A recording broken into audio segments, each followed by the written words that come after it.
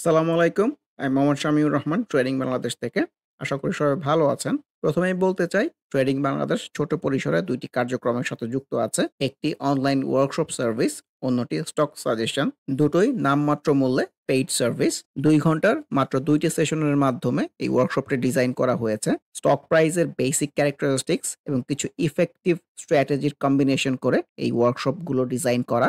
নতুন কিংবা পুরাতন যেকোনো ধরনের বিনিয়োগকারী এই ওয়ার্কশপে অ্যাটেন্ড করতে পারবেন। যারা প্র্যাকটিক্যালি ট্রেডিংটা হাতে কলমে শিখে রেগুলার ইনকাম জেনারেট করতে চান, তারা চাইলে ট্রেডিং বাংলাদেশের এই ওয়ার্কশপ কার্যক্রমে যুক্ত হতে পারেন। এর বাইরে যারা চাকরি, ব্যবসা কিংবা অন্য যেকোনো ধরনের কাজের জন্য রেগুলার এই মার্কেটটা ফলো করতে পারেন না, কিন্তু স্টক মার্কেটের সাথে কানেক্ট থাকতে চান, তারা চাইলে ট্রেডিং বাংলাদেশের স্টক সাজেশন সার্ভিসটা অ্যাভেইল করতে পারেন। এর বাইরে এই চ্যানেলে ট্রেডিং বেসিক্স নামে একটি প্লেলিস্ট রয়েছে।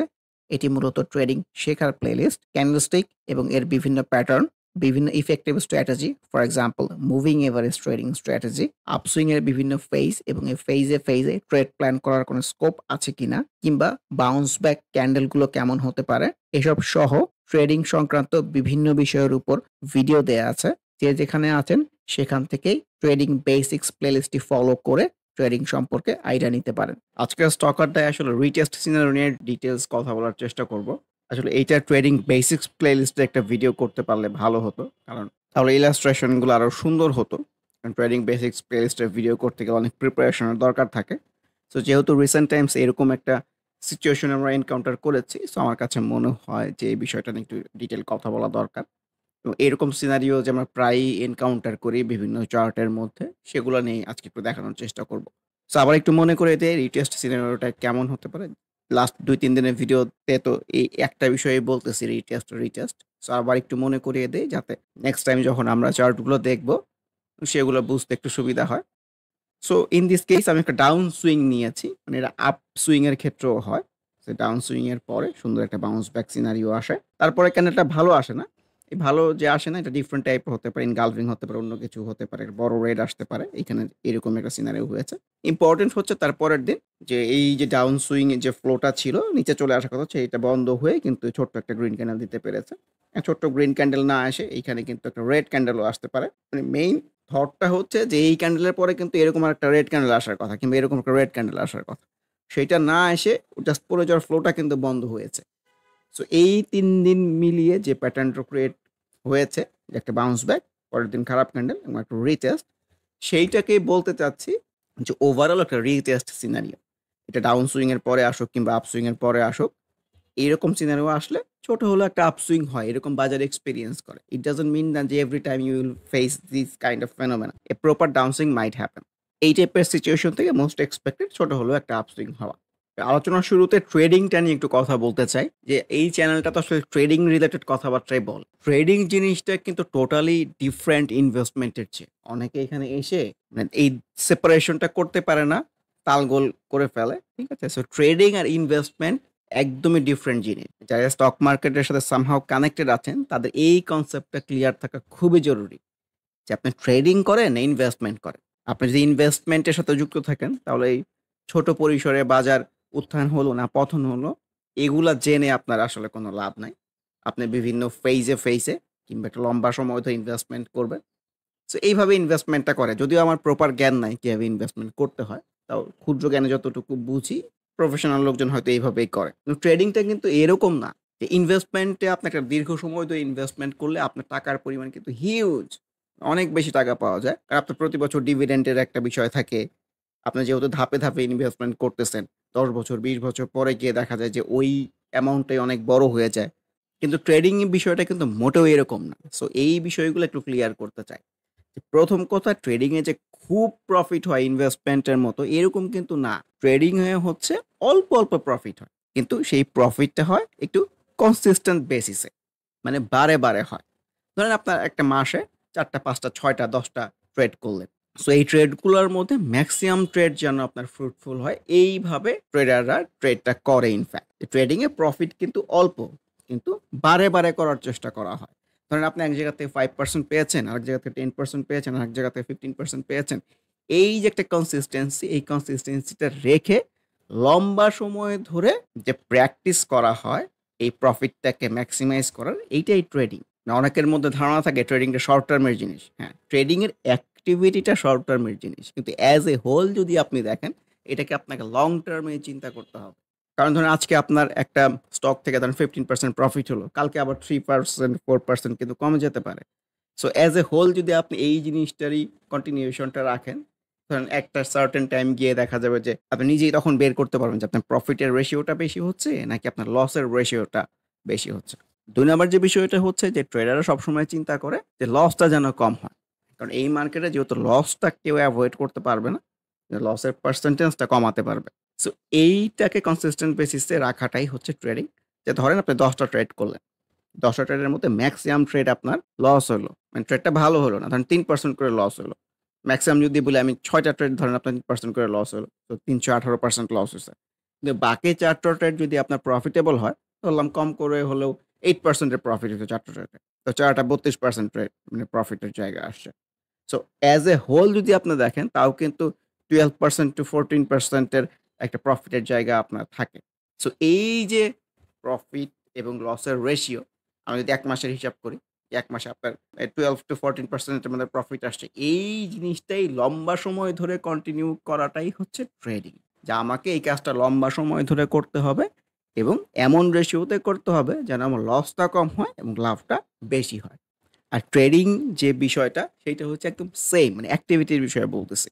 যে আপনি কখন একটা স্টক বাই করবেন, কখন একটা স্টক সেল করবেন, আপনি কখন স্টপ লস নিবেন, কখন আপনি স্টপ লসটাকে এভয়েড করার ট্রাই করবেন। এই বিষয়গুলা কিন্তু একদম সেম। প্রফেশনাল ট্রেডাররা নিজস্ব কিছু স্ট্র্যাটেজি ডেভেলপ করে এবং এই স্ট্র্যাটেজি গুলা তারা ব্যাক টেস্ট করে। মানে পেছনের ডাটাতে যায়, পেছনের চার্টে গিয়ে দেখে যে তার এই স্ট্র্যাটেজি গুলাতে ইনকাম জেনারেট হয় কিনা। যখন ইনকাম জেনারেট হয়, যখন সেটা বুঝতে পারে, সে কিন্তু ওই স্ট্র্যাটেজি গুলাকে চেঞ্জ করে না। ওই সেম স্ট্র্যাটেজি সে বারে, বারে এপ্লাই করে। এইজন্যই আমি বলি যে স্টক মার্কেটটা সবসময়ের জন্য সেইম। ওই একই বাউন্স ব্যাক, একই ব্রেকআউট, একই বাই সিনারিও, একই স্টপ লস, একই সেল সিনারিও। সো আপনি যদি বিষয়গুলো ধরতে পারেন, তাহলে আপনার ট্রেডিং জার্নিটা খুব মজা হবে। আরেকটা বিষয় হচ্ছে যে ট্রেডিং এর মধ্যে খুব মানে trading is a full of thrill and full of entertainment. প্রতি মুহূর্তেই আপনাকে মেসমারাইজ করবে বিভিন্ন সিচুয়েশন দিয়ে। সো অনেকেই কিন্তু এটার জন্য ট্রেডটা করে। ইনভেস্টমেন্টের মধ্যে এত চার্ম নাই। ট্রেডিং এ যে চার্মটা আছে। যেমন ইনভেস্টমেন্টের ক্ষেত্রে আগামী ৭ দিন, ১৫ দিন, ১ মাস আপনার স্টক কি হচ্ছে এটা কিন্তু আপনাকে খুব একটা বদার করে না। কিন্তু ট্রেডিং এর ক্ষেত্রে আগামীকাল চার্টটা কেমন বিহেভ করতেছে এইটাও কিন্তু একটা চ্যালেঞ্জের জায়গা। কারণ ওইটার অ্যাক্টিভিটির উপরে ডিপেন্ড করে আপনি স্টকটাতে থাকবেন কি থাকবেন না, এটা ডিটারমিন করে। ট্রেডিং এর সবচেয়ে ইম্পোর্টেন্ট পার্ট হচ্ছে কনসিস্টেন্সি। আপনি যদি কনসিস্টেন্সি রাখতে পারেন, তাহলে ট্রেডটা করে আমার কাছে মনে হয় খুবই এটা একটা ইন্টারেস্টের জায়গা হতে পারে। একটা কাজের ক্ষেত্র হতে পারে ইনফ্যাক্ট। তো আলোচনার শুরুতে যদি ইন্ডেক্সটা নিয়ে বলতে চাই, ডিফারেন্ট কিছু বলার না। আমি এইটুকুই বলতে চাই যে একটা রিটেস্ট সিনারিও হয়েছে। মোস্ট এক্সপেক্টেড উপরের দিকে যেতে পারে। যেহেতু ডাউন ট্রেন্ডে চলতেছে, উপরের দিকে গেলে ওই যে মুভিং এভারেজ থেকে যেমন রেজিস্ট্যান্স পায়, এরকম একটা সিনারিও হতে পারে। আবার নিচেও আসতে পারে। আপকামিং ডেজ ভাইটাল হবে in regarding volume. If market can able to accumulate volume, then I think there is a strong possibility of going up. মানে আমার চার্ট দেখতে আসলে ভালো লাগে। প্রতিটা সিনারিওরই আমার একটু চিন্তা ভাবনা করতে ভালো লাগে। সো এইজন্যই আমি চার্ট দেখি। আমি যদি ট্রেড নাও নেই তাও আমি চার্ট দেখি। কারণ চার্ট দেখতে প্রতিবারই যতবারই আমি চার্ট দেখি আসলে আমি নতুন করে কিছু না কিছু শিখি। সো এইজন্য চার্ট দেখাটা আমার একটা ডেইলি অ্যাক্টিভিটির মধ্যে চলে আসছে। সো চার্ট না দেখলে আমার কাছে মনে হয় যে সারাদিনের কোনো একটা কাজের মধ্যে কি যেন একটা করি নেই আরকি। যেহেতু আমি টুকটাক চার্ট দেখি, সো আমার যতগুলো রিসেন্ট টাইমস মনে আছে রিটেস্ট সিনারিও সেগুলো আমি একটু দেখানোর চেষ্টা করব। ফর এক্সাম্পল এখানে কোহিনূরটাকে নিয়েছি। কোহিনূর যেমন এই যে এই সময়টা কিন্তু একটা আপ ট্রেন্ডি সিনারিওতে ছিল। আপ ট্রেন্ডি সিনারিও বলতে আমরা যেটা বোঝাই যে আপসুইং, দেন নিচে আসবে ডাউন সুইং যেটাকে বলি, আবার কিন্তু এই যে আপসুইং, আবার নিচে আসবে ডাউন সুইং। এইরকম সিনারিওর পরে দেখেন এই যে এই ক্যান্ডেলটা খেয়াল করেন। এই ক্যান্ডেলটা হচ্ছে একটা প্রপার বাউন্স ব্যাক সিনারিও। যে প্রপার ডাউন সুইং এর পরে এসে একটা বাউন্স ব্যাক সিনারিও এবং এটা পাওয়া গেছে আমার মুভিং এভারেজ থেকে। তো মুভিং এভারেজ ট্রেডিং স্ট্র্যাটেজিতে আমার ট্রেডিং বেসিক্স প্লেলিস্টে আছে, সেটাও দেখে নিতে পারেন। সো মুভিং এভারেজটা পাওয়া গেছে। সো এই বাউন্স ব্যাকটা ফ্রুটফুল হওয়ার সম্ভাবনা কিন্তু অনেক বেশি। দেন কি হয়েছে? দেন এই যে পরের দিনের ক্যান্ডেল কিন্তু ভালো আসে নাই। মানে মোটেও ভালো আসে না। একটা খারাপ ক্যান্ডেল আসছে। তারপরের দিন কিন্তু আবার একটা রিটেস্ট সিনারিও পাওয়া গেছে। এই সুইংটা উপরে হলেও কিন্তু হতে পারে। কিন্তু রিসেন্ট টাইমস কোহিনূরের সিনারিওটা কি ছিল? ওকে কিন্তু যে প্রিভিয়াস রেজিস্ট্যান্স এর সামনে দাঁড়িয়েছিল। সো এই রেজিস্ট্যান্স গুলা ব্রেক করা খুব একটা জরুরি ছিল। তো যখনই ও এই ক্যান্ডেলেও এই রেজিস্ট্যান্সটা ব্রেক করা শুরু করেছে, সো এটাও কিন্তু একটা এন্ট্রির জায়গা ছিল। চাইলে এইখানেও এন্ট্রি ট্রাই করা যেতে পারত। যেহেতু আমরা রিটেস্ট সিনারিও পেয়েছি। তো নরমালি একটা রিটেস্ট সিনারিও পেলে একটা আপসুইং হয়। সেই আপসুইংটাই কিন্তু প্রপার এখানে হয়েছে। তারপরে এই যে প্রপার একটা সেল সিনারিও ছিল। একটু আগেও যেটা মেনশন করেছি যে প্রফেশনাল ট্রেডাররা কিন্তু হিউজ প্রফিটের জন্য কিন্তু সবসময় থাকে না ইনফ্যাক্ট। এখন বাজারে চলতেছে ডাউন ট্রেন্ডে, বাজারে বেশি দিন টিকতেছে না। সো এইখানে এন্ট্রি দিয়ে যদি এইটুকু প্রফিটের জায়গা হয়, সো সে কিন্তু তারপরে খুব একটা ওয়েট করবে না। সো এই সেল সিগন্যাল পাওয়ার পরে সে প্রফিটটা বুক করবে। আর সেল সিগন্যাল ক্যান্ডেলগুলা কেমন হয় আমি আমার শর্টস এর মধ্যে একদম প্রপার বলে দিয়েছি। সেল সিগন্যাল হলেও কিন্তু ফেজ ওয়াইজ যেতে পারে। এখন প্রশ্ন হচ্ছে সে কি এই ফেজ ওয়াইজ বাইটা ট্রাই করবে কিনা? যে এখানে তো কারেকশন হওয়ার কথা ছিল। এটা কারেকশন না হয়ে কিন্তু আরো উপরের দিকে গেছে। সো এই জায়গাটাও ফেজ ওয়াইজ বাই করার জায়গা ছিল। এখন যেটা বলতে চাই হ্যাঁ, সে ডেফিনিটলি সে তো আসলে প্রফেশনাল ট্রেডাররা বাই প্রায়োরিটাইজ করে। যে এর চেয়ে যদি ভালো বাই বাজারে না থাকে সে কিন্তু ডেফিনিটলি এই বাইটাও এক্সপেরিয়েন্স করবে। এখন প্রশ্ন হচ্ছে সে এইখানে যে পরিমাণ কোয়ান্টিটি এনগেজ করেছিল, এইখানে কিন্তু সে সেই পরিমাণ কোয়ান্টিটিটা এনগেজ করবে না। তার চেয়ে অনেক কম কোয়ান্টিটি এনগেজ করবে। কারণ তার তো একটা বড় প্রফিটের জায়গা কিংবা ছোট পরিসরে বড় প্রফিটের জায়গা কিন্তু এই সুইং এর মধ্যে হয়ে গেছে। সো এইখানে সে অল্প কোয়ান্টিটি এনগেজ করবে। যাতে এখানে যদি তার লসও হয় কিংবা একটা খারাপও ক্যান্ডেল আসে, তার ওভারঅল তার জন্য লসের পার্সেন্টেজটা বেশি না হয়। সো দেখেন তারপরের দিন কিন্তু ক্যান্ডেলটা আসলে ভালো আসে নাই। সো যেহেতু ক্যান্ডেল ভালো আসে নাই, এটা একটা সেল সিগন্যাল আসছে। সে কিন্তু চাইলে ম্যাচিউর ডে তেই কিন্তু কেনা দামের আশেপাশে যদি উপরেও কিনে থাকে, আমার কাছে মনে হয় এই জায়গাটা টাচ করেই মার্কেটটা যদি রেড ক্যান্ডেলও আসে, নিচে আসবে। তো তার এক্সিটটাও কিন্তু খুব সুন্দর হবে আরকি। লস হলেও কেনা দামের আশেপাশেই হবে অথবা ১-২% এর লস হবে। কারণ সবসময় যেটা বলি একটা স্ট্রং গ্রিন ক্যান্ডেলের পরের দিন খুব খারাপ হলেও এরকম ডোজি টাইপ ক্যান্ডেল আসে কিংবা খুব একটা প্রাইস যে পড়ে এরকম হয় না আরকি। কপাল খুব খারাপ না থাকে। সো কোহিনূরের মধ্যে এইখানে আমরা প্রপার একটা রিটেস্ট সিনারিও দেখলাম। এখন আমরা একটা ট্রায়াঙ্গেল রিটেস্ট দেখি। আমার আসলে ট্রেডিং বেসিক্স প্লেসে এক্সট্রা কোনো ভিডিও নাই ট্রায়াঙ্গেল রিটেস্টের উপরে। সো এইখানে নিয়ে একটু কাজ করা লাগবে। মানে ট্রায়াঙ্গেলের উপরে স্পেশাল কোনো ভিডিও নাই প্লাস ট্রেন্ড লাইনের উপরে ভিডিও নাই। এই জায়গাটা একটু কাজ করার ইচ্ছা আছে। তো ট্রায়াঙ্গেলটা কিছুই না। দেখেন ও এই যে চার্ট প্যাটার্নটা কি? যে একটা রেঞ্জের মধ্যে ঘোরাফেরা করতেছে। ঠিক আছে? উপরে যাচ্ছে আবার নিচে আসছে, উপরে যাচ্ছে নিচে আসছে। দেখেন আমরা যদি এই উপরের রেজিস্ট্যান্স জোনটাকে কিংবা সুইং এর টপ গুলাকে যোগ করে এক্সটেন্ড করে দেই তাহলে এরকম একটা লাইন পাওয়া যায়। আর সুইং এর বটম গুলাকে যদি যোগ করে দেই তাহলে এরকম একটা লাইন পাওয়া যায়। সো কিন্তু এই রিসেন্ট টাইমস এর মধ্যেই ঘোরাফেরা করতেছে। যতবারই যে দেখেন বটম থেকে বাউন্স ব্যাক দিয়ে ছোট হলে একটা প্রফিটের জায়গা হয়েছে। এগুলো আমি স্টক আড্ডাতে অনেক বলেছি। এগুলো খুবই কমন জিনিস। সারা জীবন আপনার সাথে হবে যদি আপনি এগুলাকে পিক করতে পারেন। আর লাস্টের যখনই আপনি দেখবেন যে এই যে মাথাটা শ্রিঙ্ক হয়ে যাচ্ছে, মাথাটা চিকন হয়ে যাচ্ছে, এদিকটাও বেশি বড়, এদিকটা আস্তে, আস্তে চিকন। সো স্টক প্রাইসটাকে তো আসলে কোনো না কোনো দিক দিয়ে বের হইতে হবে। এই বের যে হচ্ছে, এই বের হওয়াকেই আমরা বলি ব্রেকআউট। দেখেন এই যে একটা বাউন্স ব্যাক পাওয়া গেছে, তারপরে কিন্তু ঠিকই একটা ভালো মুভমেন্ট ছিল। তারপরের দিনে ক্যান্ডেলটা খারাপ আসছে। এখন ট্রেন্ড লাইন ট্রায়াঙ্গেলের ক্ষেত্রে যেটা বলতে চাই, ও যদি ট্রায়াঙ্গেল ব্রেক করে উপরে চলে যায়, আবার যদি রিটেস্ট দেয়, তাহলে উপরের যে রেজিস্ট্যান্স জোনটা ছিল, এইটাই কিন্তু সাপোর্ট হিসেবে কাজ করে। সো প্রপার এখানে সাপোর্ট হিসেবে কাজ করেছে। এখান থেকে কিন্তু আমরা সুন্দর একটা প্রপার রিটেস্ট সিনারিও বলেন আমরা পেয়েছি। এটাকে আমরা বলতে চাচ্ছি যে ট্রায়াঙ্গেল রিটেস্ট। সো এরকম হলো একটা আপসুইং হতে পারে। আপসুইংটা কতটুকু হতে পারে? নরমালি ধারণা করা হয় যেটা সেটাই বলি। যে এই যে ওর যতটুকু এইখানে গ্যাপ ছিল আনুমানিক আপনার এইরকম একটা আপসুইং হলেও হতে পারে। ঠিক আছে? সবসময় যেটা ফলো করে এরকম না। কারণ সামনে মুভিং এভারেজ 50 রেজিস্ট্যান্স ও আছে। সো এক্সপেক্টেড যেহেতু অনেকদিন পরে এটা ব্রেক করে টেস্ট দিয়েছে, ছোট হলে একটা আপসুইং হতে পারে। কিন্তু এর সাথে ইনডেক্সের ফ্লোটা আপনাকে অবশ্যই মাথায় রাখতে হবে। যেহেতু ইনডেক্সকে মেক্সিমাম স্টকে ফলো করে, সো ইনডেক্সটা অবশ্যই মাথায় রাখতে হবে। কারণ ইনডেক্সই চলতেছে ডাউন ট্রেন্ডে। এখন অগ্নি আর মিরাকলকে একসাথে দেখাতে চাচ্ছি একটা সিমিলারিটির জন্য। এর আগে আমি এরকম রিটেস্ট সিনারিও পেয়েছিলাম মিরাকলের মধ্যে। দেখেন ও কিন্তু একটা ট্রায়াঙ্গেল প্যাটার্নের মধ্যে ছিল। সুন্দর এই যে বের হয়ে গেছিল, আবার নিচে আসছে। আবার একটা রিটেস্ট সিনারিও করেছে এখানে। একটা বাউন্স ব্যাক সুন্দর ব্রেকআউট। সো রিটেস্ট সিনারিওটা কাইন্ড অফ কনফার্মেশন। সো এরকম হলে এই যে দেখেন ট্রায়াঙ্গেলের উপর থেকেই কিন্তু একটা সাপোর্ট জোন ক্রিয়েট করে তারপর কিন্তু প্রপার একটা আপসুইং আমরা দেখেছি। সো এই সেম জিনিসেরই কিন্তু এখানে রিপিট হয়েছে। অগ্নিসিসের মধ্যেও কিন্তু এরকম একটা পজিটিভ সুইং হওয়ার একটা এক্সপেকটেশন আছে। ভেরি রিসেন্ট যদি বলেন এর মধ্যে আমি বলব মালেক এবং পিটিএল এর মধ্যে এরকম রিটেস্ট সিনারিও পাওয়া গিয়েছিল। ফর এক্সাম্পল মালেকের কথাই বলতে চাই। এই যে দেখেন এই আপসুইংটার ক্ষেত্রে দেখেন যে এইটাকেও যদি একটা বাউন্স ব্যাক বলতে চাই, তারপরের দিনে ক্যান্ডেলটা খারাপ এসছে। তারপরে কিন্তু আবার একটা রিটেস্ট সিনারিও মানে একটা ভালো ক্যান্ডেল এসছে।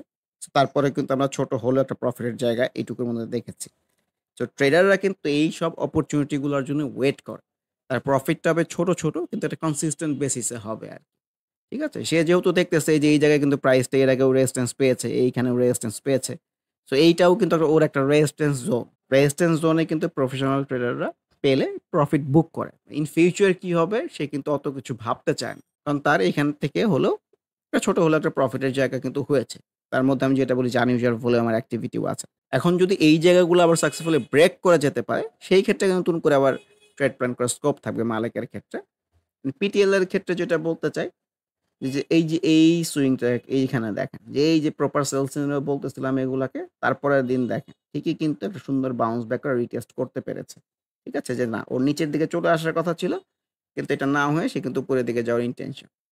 তারপরের দিনের ক্যান্ডেলটা খেয়াল করেন যে উপরে বড় উইক চলে আসছে। যদিও প্রাইসটা কিন্তু বেড়েছে কিন্তু উপরে অনেক বড় উইক আসছে। What does it mean actually? It means the activity of seller. এখানে বায়ারের সাথে সেলারের অ্যাক্টিভিটি কম্পেয়ার করলে এখানে কিন্তু সেলারের অ্যাক্টিভিটিটাই বেশি প্রকাশিত হয়। তারপরের দিনের কিন্তু ঠিকই রিফ্লেকশনটা পাওয়া গেছে। সো এই ক্যান্ডেলেও যে এন্ট্রি নিয়েছে সে কিন্তু এই ক্যান্ডেলে সবুজ দেখে খুশি হয় নাই। সে কিন্তু এই ক্যান্ডেলে সবুজ দেখে সে এক্সিট প্ল্যান চিন্তা করতেছে। কারণ সে অলরেডি জানে যে এখানে কিন্তু উপরে উইক চলে আসছে। সো সে কিন্তু ১ম দিকে একটু বাজারটা দেখে কিন্তু সে এক্সিট প্ল্যানে চলে গেছে। ফার্স্ট আওয়ারে চলে গেছে। সো এইখানে কিন্তু তার ছোট হলেও ধরেন ১.৫ থেকে ২% এর প্রফিট হয়েছে। ঠিক আছে? যারা এই ক্যান্ডেলে এন্ট্রি নিয়েছেন এবং প্র্যাকটিক্যাল ওয়েতে চিন্তা করতে পেরেছেন। ইন ফিউচার এইখান থেকেও প্রপার আপসুইং হতে পারে সেইটা কিন্তু দেখার বিষয় না এখানে। সো আমি এটাই বলতে চাই যে ট্রেডিং এর ক্ষেত্রে সিচুয়েশন বুঝে, ট্রেন্ড বুঝে আপনাকে ডিসিশন গুলা মেক করতে হবে। কোন জায়গায় যদি 2% প্রফিটই worthy হয়, মানে এই প্রফিটটা আপনাকে বুক করতে হবে। কোন জায়গায় যদি ৬-৭% এর প্রফিটে আপনার worthy হয়, সো আপনাকে এই ছোট প্রফিট গুলাই নিতে হবে। সো ট্রেডাররা এইভাবেই চিন্তা করে। কিন্তু উল্লেখযোগ্য বিষয় হচ্ছে ট্রেডাররা যাই করে কনফার্মেশন, যুক্তি, রিজনিং এসব দিয়ে করে। মানে মন একটা কিছু চেয়ে ফেললো, আমি করে ফেললাম, বিষয়টা এরকম না।